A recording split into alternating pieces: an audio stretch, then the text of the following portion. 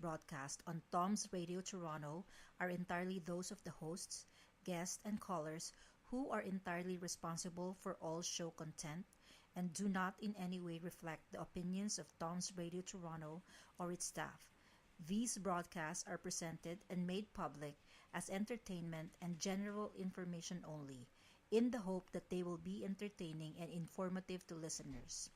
They are not intended to diagnose, treat, cure, or mitigate in any way any disease or condition or to promote any specific lifestyle, belief, religion, political affiliation, or other personal practice, nor is the information presented necessarily accurate or verifiable. Hello, magandang hapon po sa inyong lahat. Ito po si Cecil Araneta. Kasama ko po rito ang aking immigration consultant dito po sa ating pinamagatang immigration hotline. Okay, i-introduce ko muna siya sa ngayon para makilala natin siya ng mabuti. Nahirapan din ako mag-Tagalog. Well, anyway, kailan ba tayo nagkilala, Mitch? 2009. Oh my God. Ang tagal na po noon, 2009. Yeah. Okay. I remember pa nga po nung una kami magkita sa Toronto, no? Yes. Yan tayo. Tapos ngayon pala, 2021 na. Hala! 11 years? Hindi po ako doon gano'ng katanda. Talaga nagkakaedad na. Anyway, si Mitch po ay she owned a travel agency sa Pilipinas 12 years. Siyang may hawak ng travel agency, International Manpower Agency, na nagde-deploy po ng mga Filipino workers sa Japan, Korea at Middle East. Prior po dito sa pagpunta niya dito sa Canada, she visited yearly from 2000 and in 2008, bago po siya nag-decide na mag-land ng talaga dito and to bring her family dito sa ating bansa, sa Canada. She entered Canada under the Live-in Caregiver Program, right, Mitch? Yes. Yes, it was on 2009. And nag-success naman siya sa kanyang pagiging live-in caregiver dito at nakuha rin niya po ang kanyang permanent residency. Active din po siya sa mga various Filipino community dito sa atin, sa event, at saka mga kasama ko po siya sa mga shows ko. Lalo na po doon sa mga pag-alalay niya sa mga temporary workers natin. Usually, more sa mga caregivers, right, Mitch? Correct, Tita. Yes. Naging advocacy niya rin po, naging passion na rin niya, hanggang mag-decide po siya na to become an immigration consultant. And I would like to present to you my friend, my inaanak. Ang aming pong adopted daughter ko yan. Oh my God, ganun na pala ako. Oy, tumigil ka, no? Hindi naman, Tita. Adopted nga lang. Adopted nga lang. Tsaka marunong na po siya magbilang ng pera. So, hindi na ako mahihirapan doon. I would like to present, I'm very proud para sa yung lahat ng accomplishment, Mitch. I want to introduce to you Michelle Fernandez. Thank you, Tita. And magandang hapon. Good afternoon for all the viewers of Tom's Radio. And I'm very privileged to have been invited to become a part of this production. Napakalaking napakalaking bagay na maging parte ninyo at makapagbahagi ng kung ano man ang aking nalalaman para sa inyong mga listeners and viewers. Okay. Ayan po si Mitch. Anyway, Mitch, questions natin, go through tayo muna sa background mo. What make you think or decide na kumuha o maging isang consultant, immigration consultant particularly? Okay. So in my experience, no, having come from the Live-in Caregiver program class, medyo challenging para sa mga kagaya ko yung pag-aralan kung paano ang iba-ibang policy na pumapasok galing sa Canadian government with regards to obtaining permanent residency. Not just from the caregiver class, but also for the other temporary foreign workers who come here in Canada. Mhm. And during the course of time na andun ako sa program na yon, nakita ko lahat yung challenges na yon, how you should navigate para makuha mo yung tama na goal mo. Kasi medyo tricky eh. Kung hindi mo siya masyadong maintindihan, minsan nagkakamali ka kung ano yung mga fina-file mo. Kaya marami akong kaibigan, marami akong kakilala na nagkakaproblema sa mga application nila dahil hindi sila knowledgeable sa lahat ng mga nakikita nila sa website or kung sino man yung mga nakakapagbigay ng advice sa kanila. And anyways, nung nakita ko kung paano ang tamang pagnanavigate, nagkaroon ako ng interest. And at the same time kasi, syempre, nagtatanong-tanong ako ng mga panahon na yon, and na-gauge ko na napakaraming na-challenge talaga para makapag-file ng permanent residency. So, I tried to learn, and somehow, I've helped quite a few sa mga natutunan ko nun. And after a few years, napag-isipan ko na since ang background ko rin naman is nasa manpower and nasa travel agency, I like dealing with people, I like helping people. So I decided to just, pursue the program and get my license. Yes. Tsaka natatandaan ko, nagbiyahe pa tayo nun saan nga ba yan? Sa Alberta, no? Yeah, Yes. Western Canada. Yeah, Western Yes. Canada. Bago po. At saka sa BC. Yes. Yan. Nag-drive lang po kami papunta doon. And it's okay. Napakasarap mag-drive. Yes. My God. Talagang ang Long haba drive. long drive. Calgary to Edmonton for Yes how po. many hours is that? Yes. Pero masaya, maganda. So, it's okay. So, by the way, napakilala mo na. So, another question is, etong pagtatayo mo ng Genesis Immigration Consulting, right? Mhm. So, ano ang background mo why you decided to put up this consulting Company? firm? Yes. Okay. Genesis. So Where did you get that Genesis Okay. name? Correct. So why Genesis? Genesis is, if you would look at the Bible, it's the Okay. first book of the Bible. And it's the beginning and the creation of everything.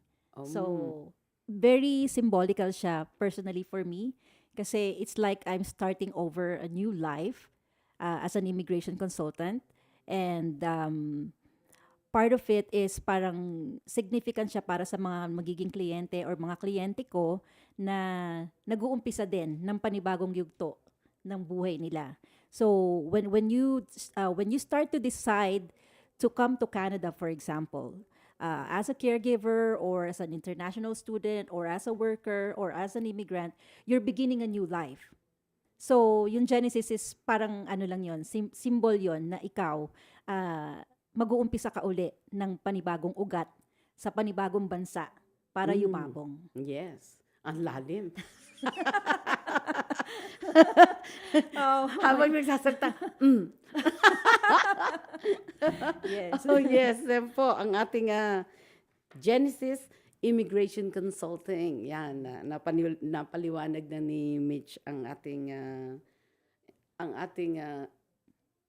Genesis Immigration Office. Where's nga pala ang office mo, Mitch? We're located in Mississauga. So we're very near Square One. It's very easily accessible. However, we're also very flexible. So there are times that, I have a lot of clients actually on the east side and on the north side of Toronto. And if it's not possible for them to come over, this is pre-COVID times that I'm discussing, okay? So sometimes I would meet them.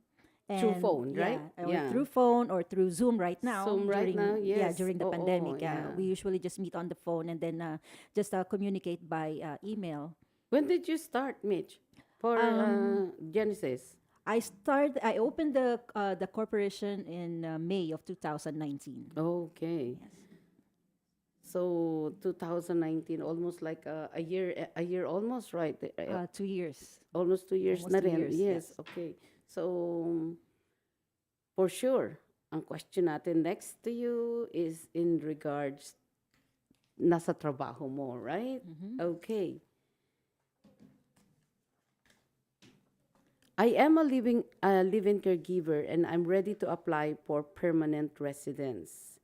Can I apply for an open work permit? Yes. We're talking about the former program, okay? So this is under the live-in caregiver class. If you are under that program, uh, when you apply for your permanent residence, okay, you can also apply for your open work permit. However, you must have held a valid work permit under the program for 2 years or more, or at least work for 3,900 hours as a live-in caregiver within the last 4 years. So once na natapos mo yon at mag-a-apply ka na for a PR at naisubmit mo na siya, ang susunod na step mo na doon is to apply for an open work permit.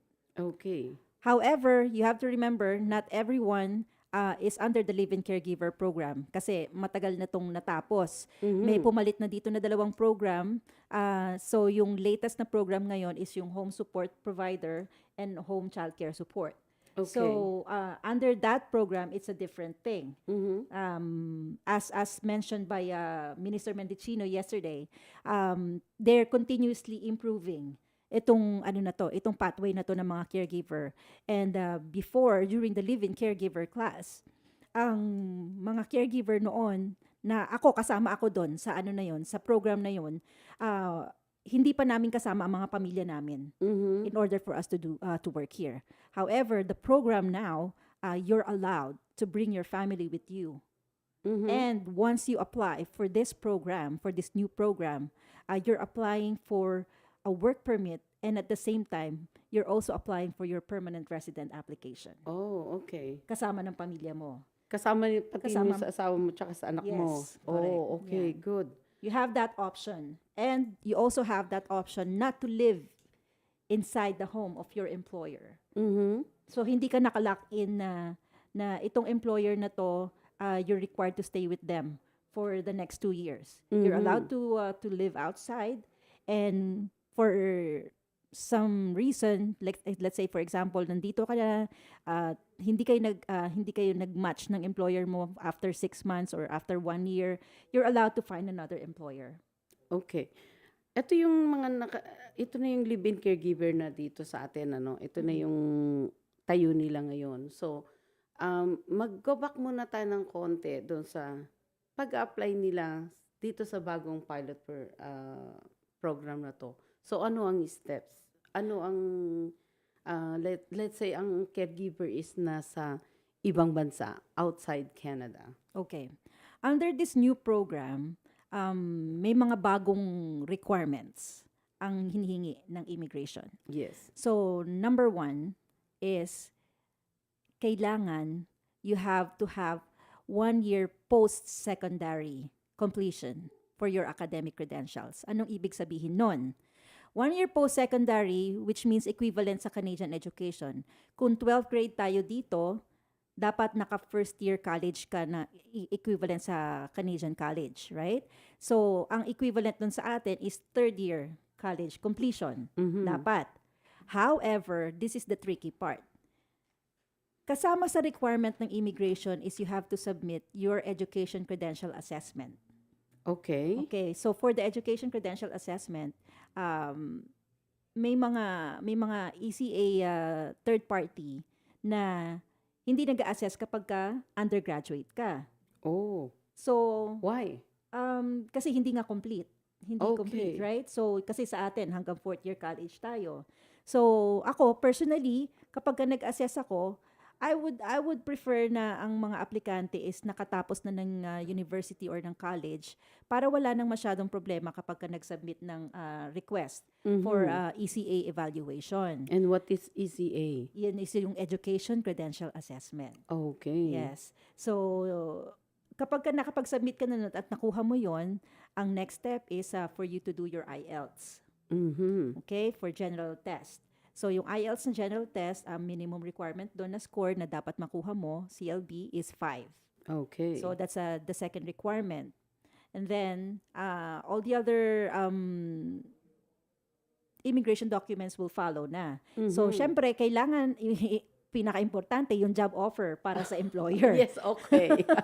So, Dapat may hindi employer. pwede natural. Kailangan may employer ka. So, dapat makapagpirmahan muna kayo ng employer, and you have to make sure, or yung employer has to make sure na compliant din siya sa mga possible requirements ng immigration sa kanila during the process. Okay. Yon. So, syempre, titingnan mo na rin doon yung para sa employer side kung ano yung mga income mo if you are, able to pay the caregiver for the salary that you're required to pay every month.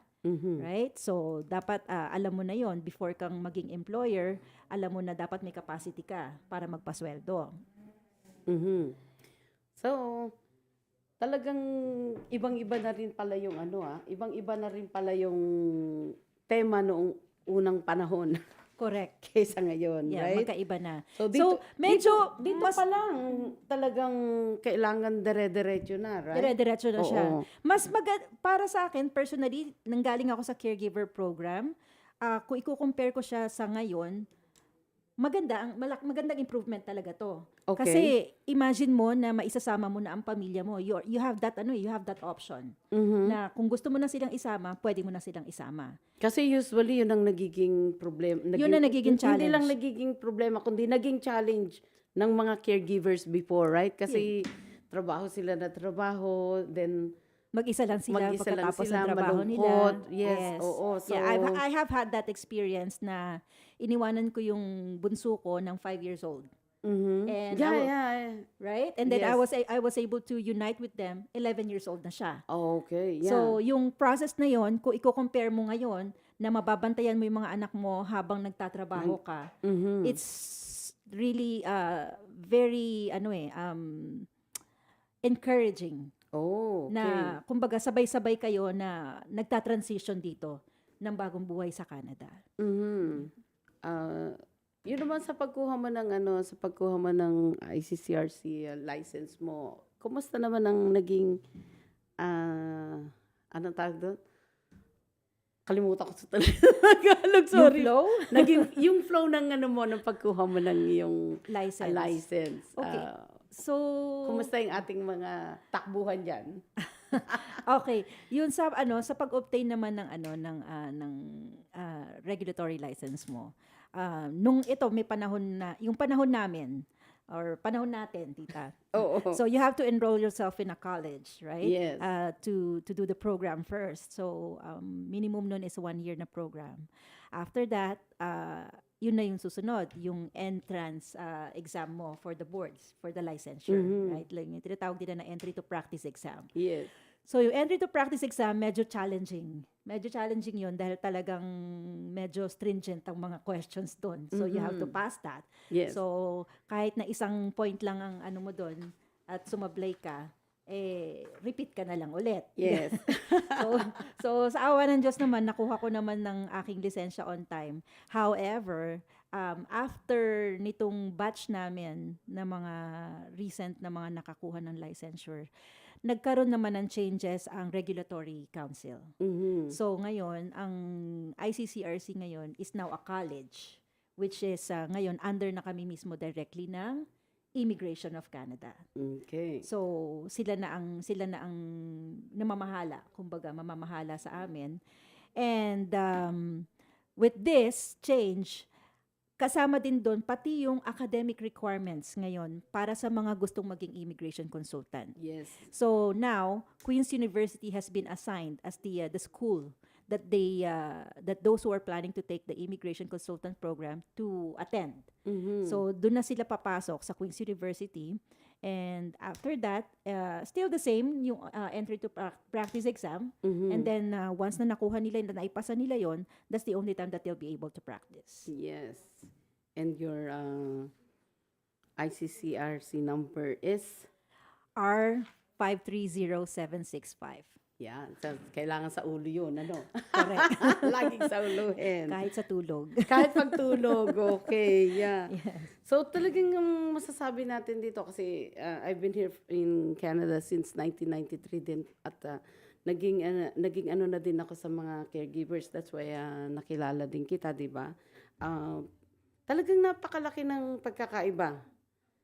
Ang laki-laki, pero talagang kasama na yun sa ating sa pagunlad natin di ba? Kasi dapat lahat pinag-aaralan din. Yes. Nakailang pilot program na yata, no? 1, 2, pangatlo to. Yeah, see? Pangatlo to. Pero at least ngayon, ang challenge naman ngayon dito sa mga papasok is usually yung mga nag-a-apply. Compliance sa IELTS. Compliance sa IELTS. Very challenging sa kanila. For some reason, marami akong aplikante na nai-intimidate to take the test. Bakit? Yun nga ang hindi ko I guess, confidence level. Dahil syempre sa atin sa Pilipinas, alam mo naman, hindi naman talaga, kahit na ginagamit natin ng English language sa school, pero with regards to yung sa regular na communication, Tagalog pa rin naman tayo or whatever dialect that we have. Oo. Now, pagka na-confront sila ng tutukan na, okay, mag-e-exam ka ng English, parang natatakot sila. Oh. So, I guess kahit mga college level na? Yes. I encounter a lot of those people, mga nurses or PT, mga iba-ibang mga natapos. Marami sa kanila yung nati-challenge dito. So, I take it upon myself na lang na to build their confidence prior to taking the test. So I would encourage them na mag-review, magbasa or manood ng mga English movies and try to practice yung pagsasalita ng English on a regular basis kahit na nasa bahay ka lang prior to the exam. Para lang kahit papaano medyo ma-build na yung confidence nila. Yes. Okay. Sasagutin po ni Mitch ang aking next question pagkatapos po ng ating break. Yes, Direk.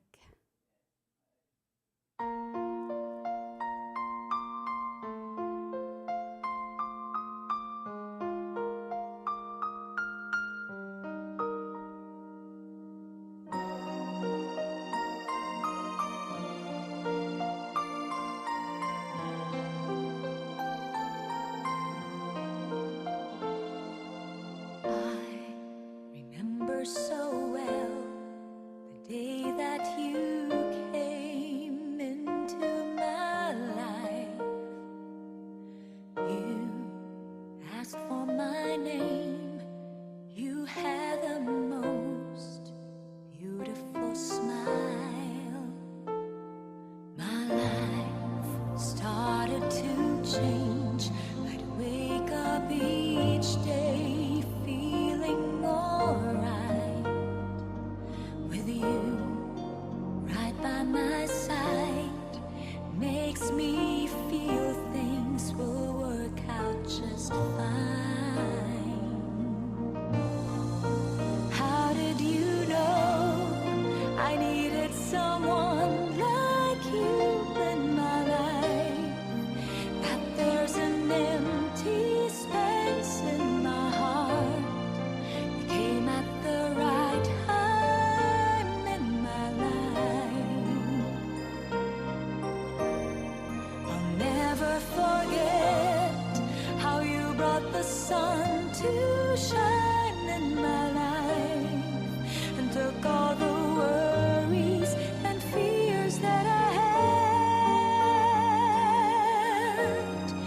I guess what I'm really trying to say is not every day that someone like you comes my way.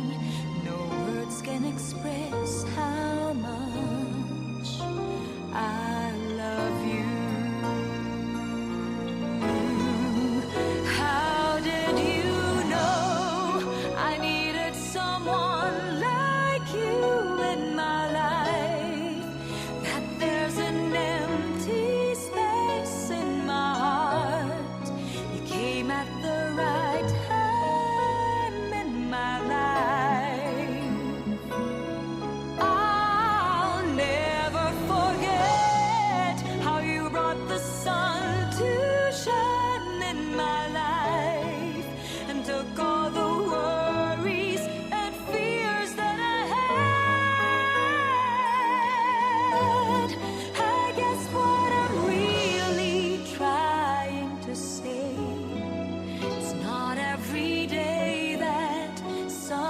like you comes my way. No words can express how much I love you.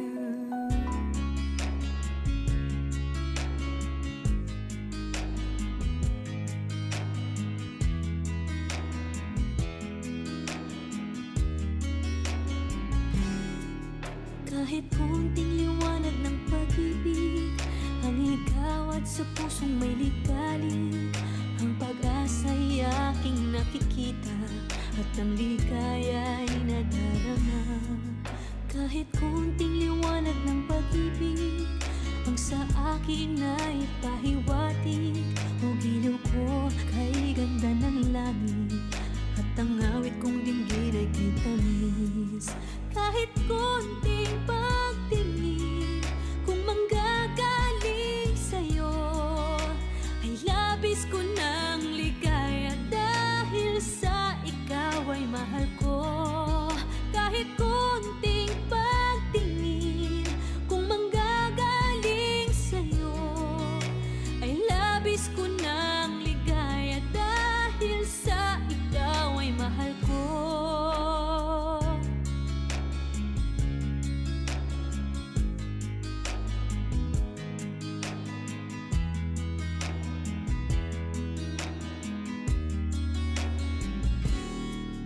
Kahit konting liwanag ng pag-ibig ang igawad sa pusong may ligalig, ang pag-asa'y aking nakikita at ang ligaya'y nadarama. Kahit konting liwanag ng pag-ibig ang sa akin ay pahiwatig, o giliw ko kay ganda ng langit at ang awit kong dinggin ay kay tamis. Kahit konting pagtingin kung manggagaling sa'yo ay labis ko ng ligaya dahil sa ikaw ay mahal ko. Kahit konting pagtingin kung manggagaling sa'yo ay labis ko ng ligaya dahil sa ikaw ay mahal ko.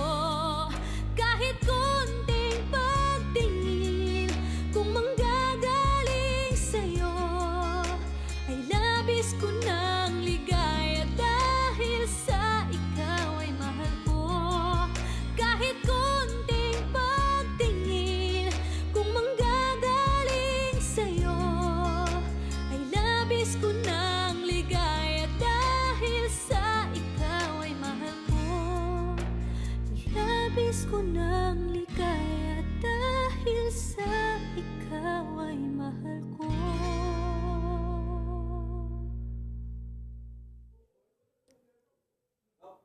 Hello? Hello po. Ito, balik kami dito sa aming station sa Tom's Radio. Dito po sa Panukulan. Panukulan ba yon? Sorry Panukulan. pala. Corner. Sorry po, yung Tagalog ko eh. Medyo baloktot ang konti. Anyway, we're in corner of Butters and Wilson. Dito po sa may... ano bang address natin dito? Nalimutan ko, Tito Mon. 3768 Batter Street. Yes, 3768 Butters Street. Okay, balik tayo kay Mitch. Yan, parang, relax ka na ba, Mitch? Medyo po. Ayan. Camera shy pa kasi ako eh. parang hindi ka singer, ano? Ipaputi tayo yung singer sa stage kaysa yung nasa harapan ng camera. Hindi mas challenging ba dito yung nakaupo? Medyo. Samantalang pag kumakanta tayo, we need to yung mga tao, no? But anyway, balik tayo din sa question ko, Mitch, ano? Pakiliwanag mo lang uli. Yung pilot project na rin natin to ngayon, ano, yung bago. Yes. Siya nga po pala, kahapon, nag-launch po yung aming Tom's Radio. Bisita po namin dito si Honorable Marco Mendocino ng Immigration Minister natin at saka po si MP Salma ng Scarborough. So, natakil po namin lahat ang tungkol doon sa pagiging pag-a-apply dito sa Canada, particular po dito sa ating mga caregiver. Back to my question again, Mitch. Pakiliwanag mo uli yung since bago na uli tayong ngayon sa pilot sa pilot project natin, ano? So, yun nga po, yung according nga dun sa mga nabanggit nila, nila minister kahapon, nag-improve na nga. Tinatry pa rin nila na i-develop itong pinakabagong pilot program na to. So, kung ikukumpara nga sa luma, mas makikita mo na beneficial ngayon para sa mga caregiver na mag-a-apply under this program dahil kasama na nila ang mga pamilya nila kung gusto nilang maisama kapag sila ay nag-apply under this program. Ang pagkakaiba lang nito is nadagdagan lang ang mga requirements na hinihingi dahil noong panahon noon minimum of 72 units lang ng college ang nire-require, which is equivalent sa high school sa secondary school dito sa Canada. Pero ngayon kasi dahil 1 year post-secondary nang hinihingi at meron na silang hinihingi rin na education credential assessment.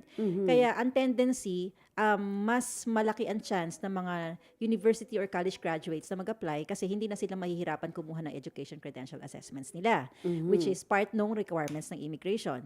Pangalawa sa mga dinagdag nila is yung IELTS with a minimum CLB score of 5 for general test na kasama na ipapasa yan kapag nag-submit ka ng application. And most importantly, noong mga previous programs, hinihingan ng LMIA ang mga employer para makapag-sponsor sila ng mga caregiver, which ngayon hindi na. We are talking about yung mga nasa outside of Canada. Okay? Kasi ang LMIA until now implemented pa rin yan dito sa loob ng Canada kung ang mga caregiver na hinahire ng mga employer ay nandito na sa loob. At nanggaling sa mga previous programs.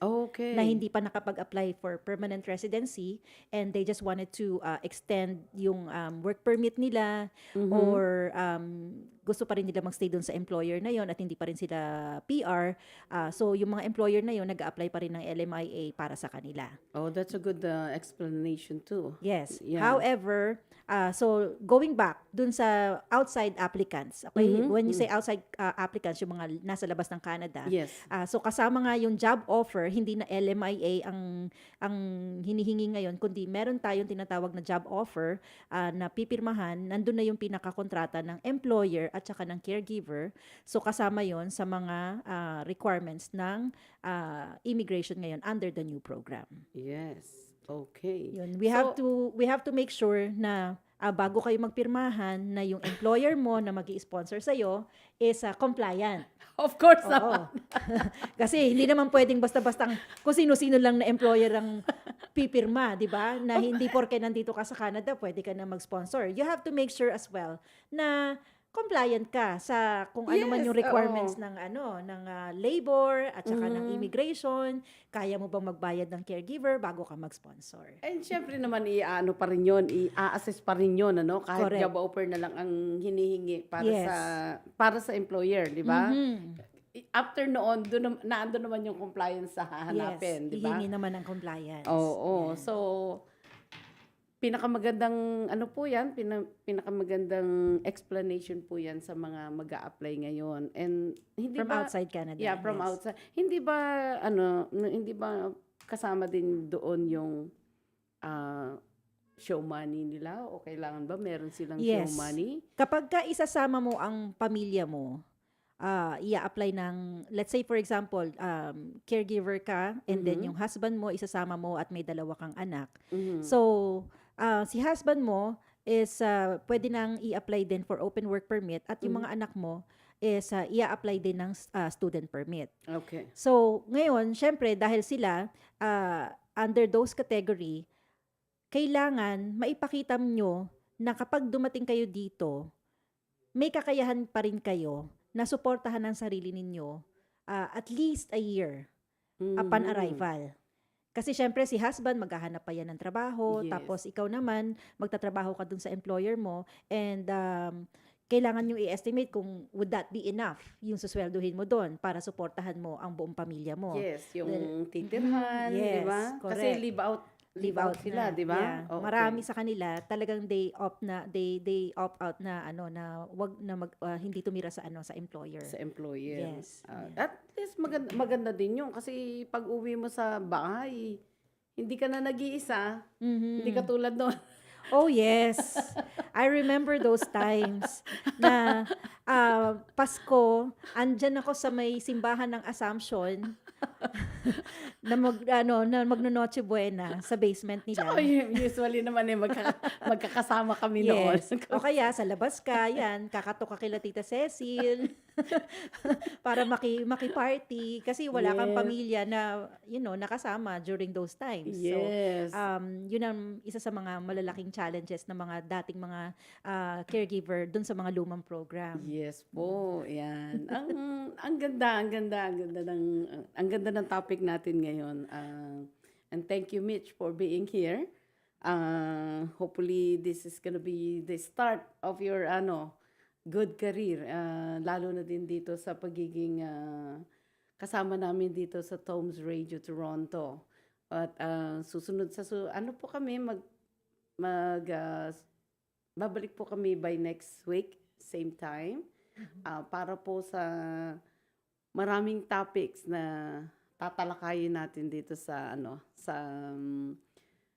Immigration Hotline by Michelle Fernandez. So, And in case the viewers or the listeners have any suggestions or any questions, feel free to send us a message or email at TOMzRadio.com. You'll be able to see our email there or check out our Facebook page. And you can just, shoot us a comment if you have any questions, and we'll get back to you on our next segment natin. yes po, Casey. Ito po Cecil Araneta. Michelle, parting words from you. Parting words. Okay, so no. For now. For today. For today. Okay, so first of all, I wanted to thank you again and the whole production team of Towns Radio for allowing me this privilege to be a part of this show. That's malaking bagay po yun sa akin. Pangalawa naman po is I'm looking forward na maging bahagi ako ng community na to na makatulong din na makapamahagi ng mga additional na information, particularly sa mga temporary foreign workers na nandito. Kung meron po kayong mga tanong, huwag kayong mag-hesitate na mag-reach out. In between ng mga segments natin, you will see yung commercial and you'll be able to see my contact number. And I usually accommodate any regular questions as long as I have time. Pwede nyo po akong kontakin kung meron kayong mga problema or any issues Which at number, all. Michelle? Yes, so you can feel free to text me as well. My phone number is 647-389-8579.